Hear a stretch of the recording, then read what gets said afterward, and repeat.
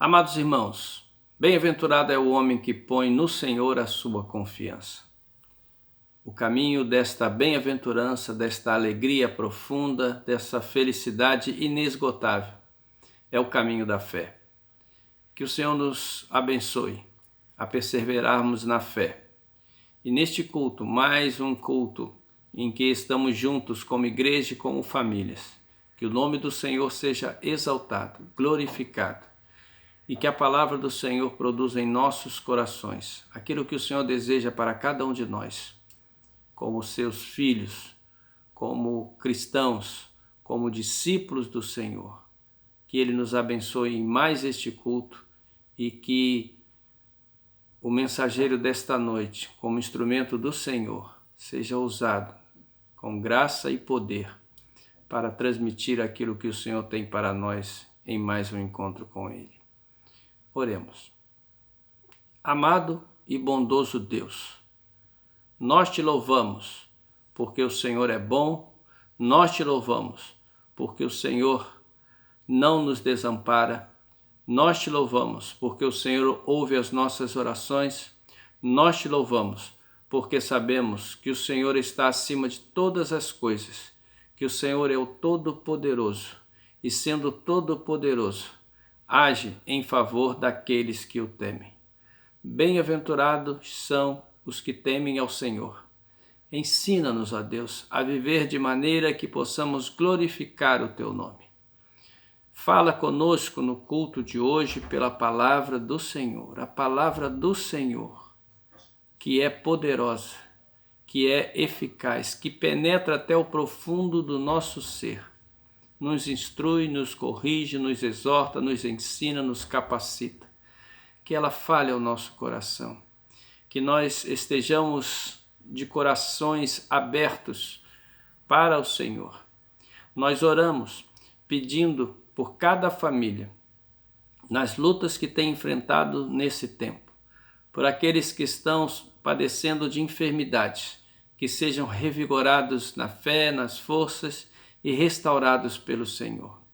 Nós oramos pelas famílias missionárias no Brasil e no mundo, que onde estão, recebam, ó Deus, as provisões diárias e constantes do Senhor e pela comunhão do seu povo, o alento e força para prosseguirem a caminhada. Mais uma vez, oramos ao Senhor também pelo nosso país, pelo grave momento que estamos vivendo, seja pela questão da saúde pública, seja pela questão econômica, seja pela questão política. Estamos vivendo um momento muito difícil e temos clamado ao Senhor pedindo a tua misericórdia e a tua intervenção para que o teu povo tenha paz, para que o Senhor possa promover, ó Deus, harmonia e paz no coração dos homens. Quebranta, ó Deus, o coração daqueles que estão em posições de decidir rumos para o povo, para o país. Age no coração destes homens, que haja, ó Deus, discernimento, que haja entendimento e que em tudo, ó Deus, se busque a exaltação e a glória do nome do Senhor. É esse o nosso pedido e nós confiamos em Ti, esperamos em Ti e sabemos, ó Deus, que haja o que houver e venha o que vier, o Senhor está e estará sempre conosco, a nos conduzir, a nos proteger, a nos orientar. Sê conosco, recebe, Senhor, a nossa oração, recebe, Senhor, a nossa gratidão, a nossa adoração e o nosso louvor. Em nome do Senhor Jesus. Amém.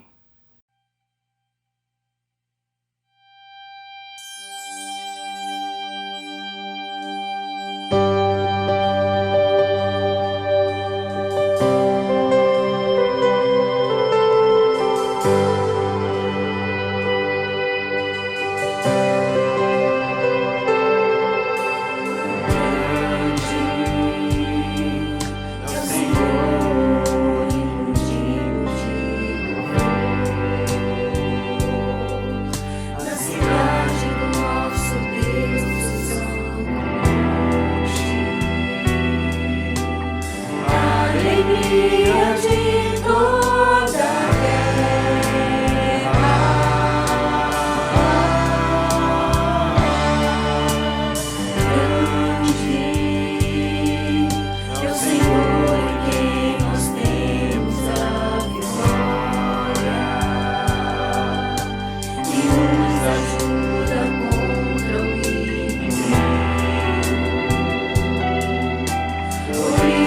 diante dele nos prostramos.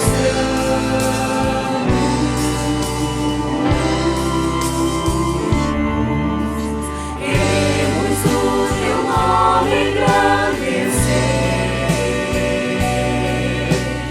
e agradecer-te toda a obra em nossa vida. Confiamos em teu infinito amor, pois só tu és o Deus eterno sobre toda a terra e céu.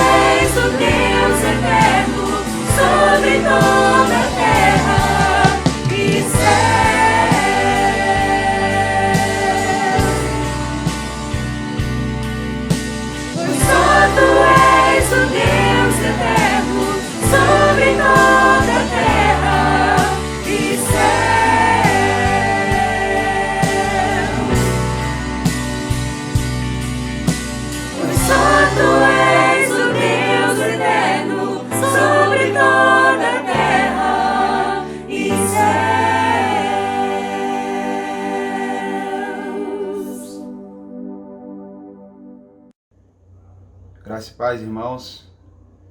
Prazer mais uma vez estarmos reunidos nesse culto de oração e quero compartilhar com os irmãos nesta mensagem o texto de Lucas, capítulo 18, do verso 1 ao verso 8. E esta mensagem tem como título Orar Sempre. Diz assim a palavra do Senhor. Disse-lhe Jesus uma parábola sobre o dever de orar sempre e nunca esmorecer. Havia em certa cidade um juiz que não temia Deus, nem respeitava homem algum. Havia também naquela mesma cidade uma viúva que vinha ter com ele, dizendo: julga a minha causa contra o meu adversário. Ele, por algum tempo, não a quis atender, mas depois disse consigo: bem que eu não temo a Deus, nem respeito a homem algum, todavia, como esta viúva me importuna, julgarei a sua causa, para não suceder que, por fim, venha a molestar-me. Então disse o Senhor: considerai no que diz este juiz iníquo. Não fará Deus justiça aos seus escolhidos, que a ele clama dia e noite? Embora pareça demorado em defendê-los, digo-vos que depressa lhes fará justiça. Contudo, quando vier o Filho do Homem, achará, porventura, na terra? Amém. Esta parábola, ela especificamente tem como um tema central, principal, a questão da oração. Nesta parábola, Jesus vai alertar, orientar, advertir os seus discípulos na prática, na necessidade de se orar e de se orar sempre, e também de orar para que eles não viessem a esmorecer, isso é, não viessem a desanimar. Parábola é interessante, porque parábola são as histórias que Jesus, em diversas parábolas, Jesus conta histórias, trazendo coisas do contexto terreno, do contexto natural, para poder explicar aquilo que é espiritual, aquilo que é celestial. Neste caso, Jesus vai tratar sobre a questão da oração.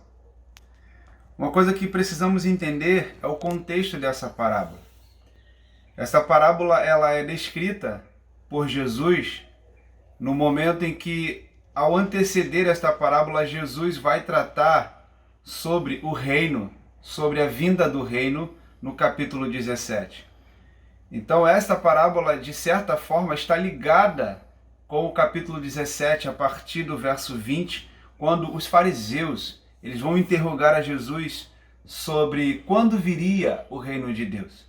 Então Jesus ele vai destacar, a partir do verso 22, se dirigindo aos seus discípulos, falando sobre esse tempo, falando do momento em que ele viria, da sua vinda, a vinda do reino de Deus.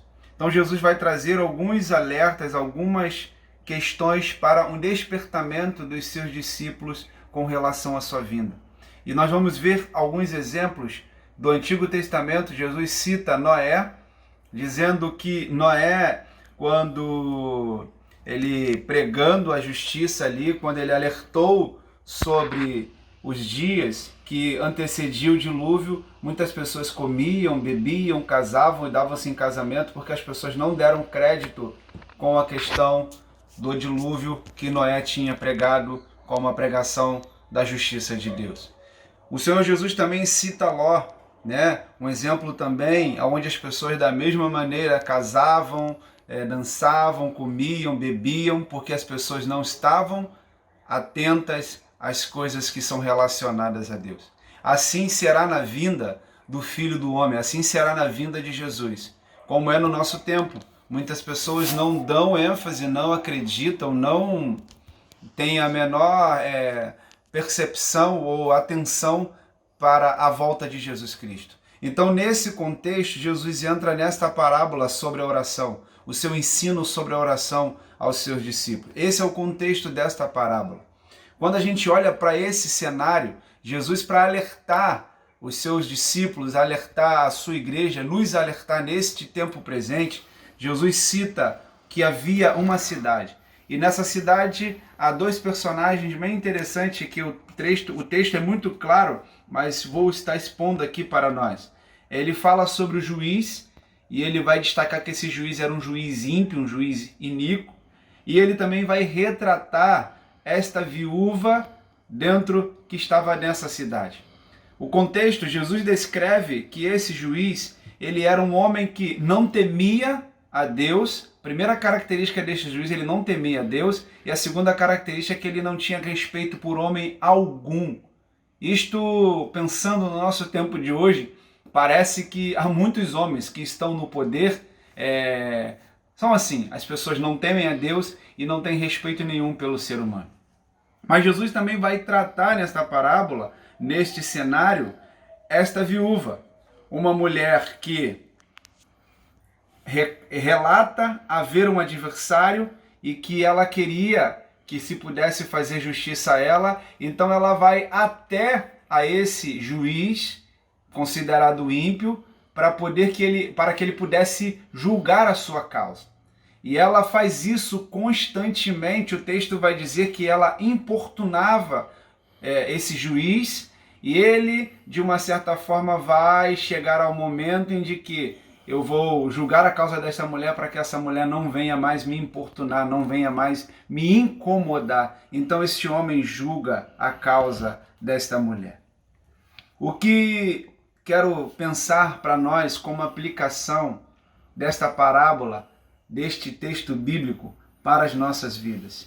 Eu creio, meus irmãos, que a primeira aplicação que eu destaco nas minhas anotações é que nós, como crentes em Jesus, como cristãos, como filhos de Deus, nós devemos orar constantemente. Nós devemos orar de modo perseverante. Nós devemos orar de uma maneira que nós não venhamos esmorecer nem desanimar.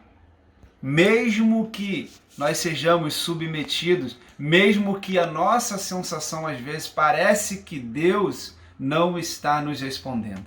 O texto coloca que este homem demorou fazer justiça para aquela viúva, mas depois Jesus falando, se considerem este juiz, não fará Deus justiça aos seus?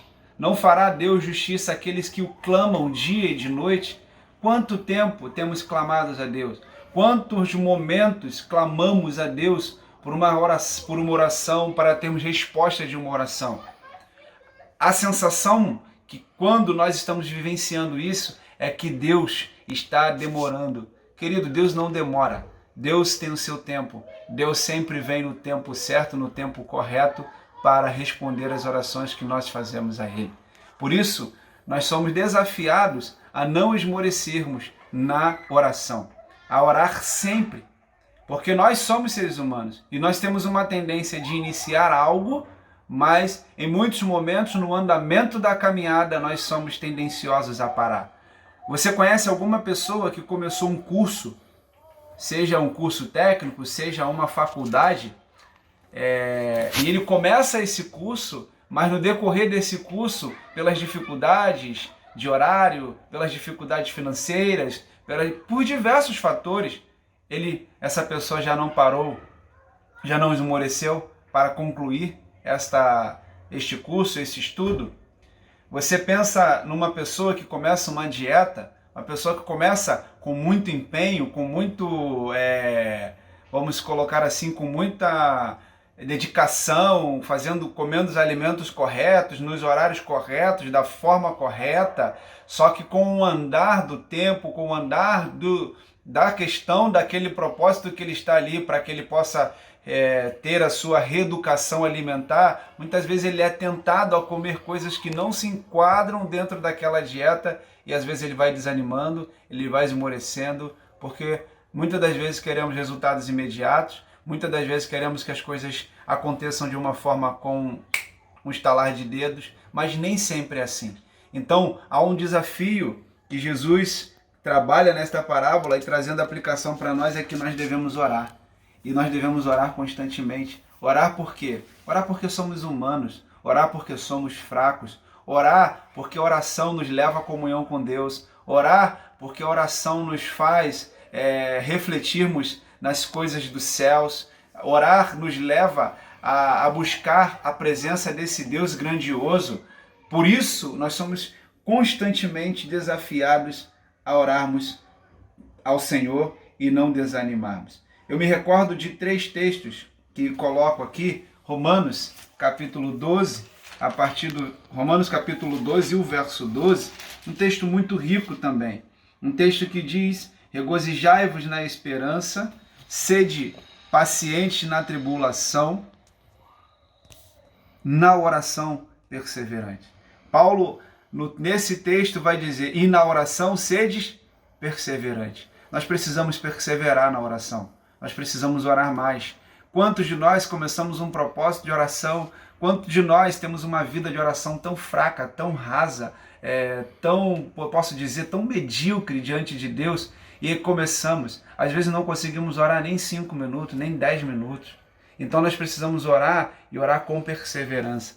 Paulo vai destacar um outro texto também em sua carta lá em Efésios, capítulo 6, no verso 18, um texto também que ele destaca a respeito da oração, com toda oração e súplica, orando em todo o tempo no Espírito, e para isto vigiando com perseverança e súplica por todos os santos. Paulo vai dizer aqui que nós precisamos orar e orar em todo o tempo.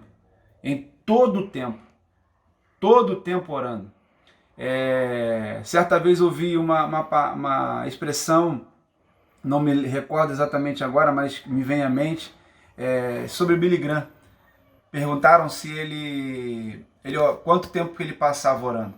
E ele responde que ele não orava, né, especificamente num momento, mas em todo momento do dia ele estava orando. Isto é, nós precisamos orar quando vamos trabalhar, precisamos orar quando vamos tomar uma decisão, precisamos orar quando estamos dirigindo, precisamos orar quando estamos lavando uma louça, orando quando estamos fazendo uma faxina na nossa casa, orando, falando com Deus quando estamos fazendo uma caminhada. Então, a oração em todo o tempo, precisamos estar em todo momento, em todo o tempo ligados com Deus, buscando a presença do Senhor. Outro texto que é bem interessante, muito conhecido de todos nós, é Tessalonicenses, 1 Tessalonicenses, capítulo 5, no verso 17. O texto diz: orai sem cessar. Nós precisamos orar sempre, isto é, orar sem cessar. Segunda aplicação que me chama a atenção é o contraste entre o juiz ímpio e o justo juiz. O juiz que Jesus relata na parábola, em Lucas capítulo 18, ele era um juiz ímpio. Ele não temia Deus, reforçando, e ele não respeitava homem algum. E aí há um contraste entre o justo juiz. Jesus chama atenção para isso. Lá no verso 7, novamente, eu repito, Jesus chamando atenção: não fará Deus justiça aos seus escolhidos, que clamam a Ele dia e noite, ainda que tardio para com eles? Parece tardio, mas não é tardio. Será que esse juiz ímpio fez justiça àquela mulher? Que dirá o nosso Deus, que é justo, que é santo, que é amoroso, que é piedoso, que é bondoso, que é misericordioso, que é gracioso? Ele não fará para nós justiça? Ele não responderá às nossas orações?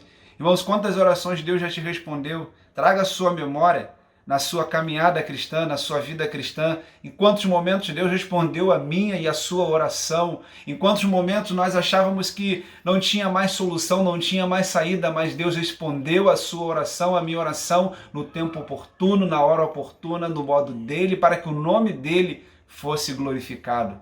Deus é maravilhoso. Nós temos um Deus grandioso. Nós temos o único Deus. Nós temos esse Deus que cuida de nós em todos os momentos. E às vezes parece que nós não temos a real dimensão de quem é o nosso justo juiz. Esse é o nosso Deus. E ele não vai fazer justiça a nós muito além da expectativa desse juiz ímpio que fez para aquela mulher. Ele não fez porque ele queria fazer. Ele fez para que aquela mulher não o incomodasse mais a ele. Deus faz em nossas vidas pelo prazer que ele tem de nos abençoar. Na mensagem anterior que estive pregando à igreja, lembra lá em Efésios? E Deus ele responde infinitamente além daquilo que nós pedimos ou pensamos, porque ele é o Deus grandioso, ele é o Deus de toda graça e de todo amor. Então Deus responde às nossas orações muito além, infinitamente, muito mais daquilo que nós pedimos ou pensamos. Por isso, é um contraste bem interessante. Esse homem era perverso, esse homem era egoísta, esse homem fez justiça à causa da viúva, meramente para não ser importunado. Mas Deus, ele é santo, ele é justo, e ele faz isso em prol do seu povo, em prol daqueles que ele comprou com o sangue do seu Filho Jesus Cristo. Fomos comprados pelo sangue precioso de Jesus. Nós somos povo de Deus, nós somos nação santa, povo de propriedade exclusiva de Deus. E ele faz em nosso favor porque ele nos ama e ele deseja que nós, cada momento, a cada instante, possamos orar a ele, clamar a ele e buscar a ele. Ainda que pareça demorado para nós, mas não é demorado. É no tempo certo de Deus que as nossas orações são respondidas. Quero concluir, querido irmão, com o verso 8. Quando Jesus vai terminar dizendo: digo-vos que depressa lhes fará justiça. Deus faz a sua justiça em nossas vidas depressa, no tempo dele, ainda que a gente não entenda, mas é no tempo dele. E ele conclui dizendo: quando vier o Filho do Homem, quando Jesus vier, achará porventura na terra? Quando Jesus voltar, porventura achará fé na terra? Recordo do próprio texto anterior, capítulo 17, Noé e Ló. Foram salvos 8 pessoas naquela arca com Noé. Nós estamos inseridos nesse tempo, mas não sabemos o dia nem a hora em que Jesus vai voltar. Mas nós precisamos viver de um modo como se Jesus fosse voltar ainda hoje mesmo. Por isso e para isso, nós temos que ter uma vida de oração constante. Há muitas pessoas desanimadas. Quantos crentes, quantas pessoas que você já, na sua caminhada cristã, viu que esmoreceram, desanimaram, se apagaram, porque a caminhada é longa, a caminhada ela é necessária ter uma vida de oração e de uma oração constante sempre para que não possamos esmorecer. Pedro, lá no capítulo da sua segunda carta, no capítulo 3, no verso 8 e 9, quero ler esse texto, nessa conclusão desta mensagem, no capítulo, 2 Pedro, capítulo 3, no verso 8 e 9, Pedro vai falar sobre essa aparente demora, essa demora aparente. Há todavia uma coisa, amados, que não deveis esquecer, que para o Senhor um dia é como 1000 anos, e 1000 anos como um dia. Não retarda o Senhor a sua promessa, como alguns a julgam demorada. Pelo contrário, ele é longânimo para convosco, não querendo que nenhum pereça, senão que todos cheguem ao arrependimento. Deus não demora. Deus deseja que todos os homens cheguem ao conhecimento da verdade, que todos os homens se arrependam dos seus pecados. Deus é longânimo. Deus é muito longânimo. Por isso, parece demorado, mas não é demorado. É por causa da longanimidade de Deus. MacArthur descreve que o período anterior à volta de Jesus será marcado por perseguição, apostasia e descrença. Querido, esse é o cenário que a gente vê. Quantos irmãos nossos, pelo mundo afora, vivem a realidade da igreja perseguida, a igreja sofredora, a igreja que sofre por causa do nome de Jesus. Meus irmãos, quantas pessoas apostataram da fé? Eu não quero dizer durante toda a história, não. Eu quero dizer só no período da vida cristã em que nós temos. Eu, por exemplo, eu conheci Jesus no ano de 1999.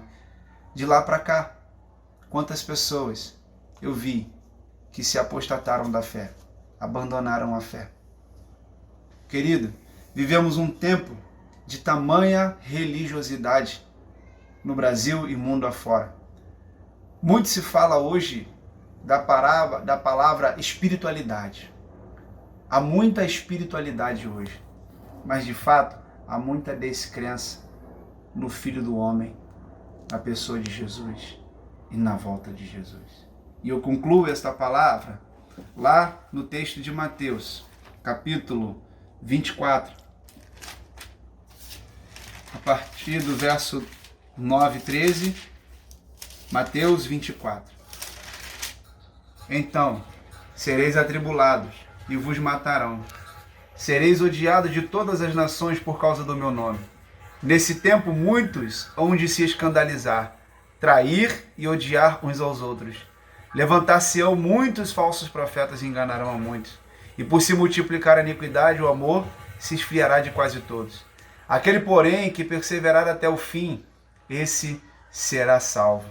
O verso 24 diz: porque surgirão falsos cristos e falsos profetas, operando grandes sinais e prodígios para enganar, se possível, aos próprios eleitos, aos próprios escolhidos.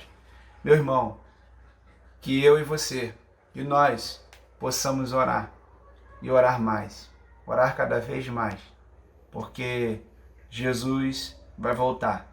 Os sinais estão se cumprindo, os sinais têm evidenciado em todos os momentos. Apostasia, perseguição à Igreja de Cristo, pessoas descrentes, falsos profetas, heresias, no decorrer, na história da Igreja. Estamos vivendo num tempo hoje que muitas pessoas estão vivendo de uma forma muito perplexa. Quantas pessoas desanimadas, quantas pessoas desacreditadas durante essa pandemia. Ninguém esperava, nenhum de nós esperávamos que nesse ano de 2020 fosse conforme esta realidade. E o que mais ouvimos é: o ano de 2020 acabou. O ano de 2020 já se foi. Desânimo, descrença, desesperançosos. Mas nós somos desafiados pela palavra de Deus para orarmos, sempre para não esmorecermos. Que a minha vida, que a sua vida seja fortalecida no Senhor, que a nossa vida de oração seja constante e abundante na presença do Senhor, para que possamos crescer e entender que o nosso Deus, que é o justo juiz, Ele ouve as nossas orações e Ele responde às nossas orações. Que Deus te abençoe, que Deus fale ao meu e ao seu coração, em nome de Jesus. Amém.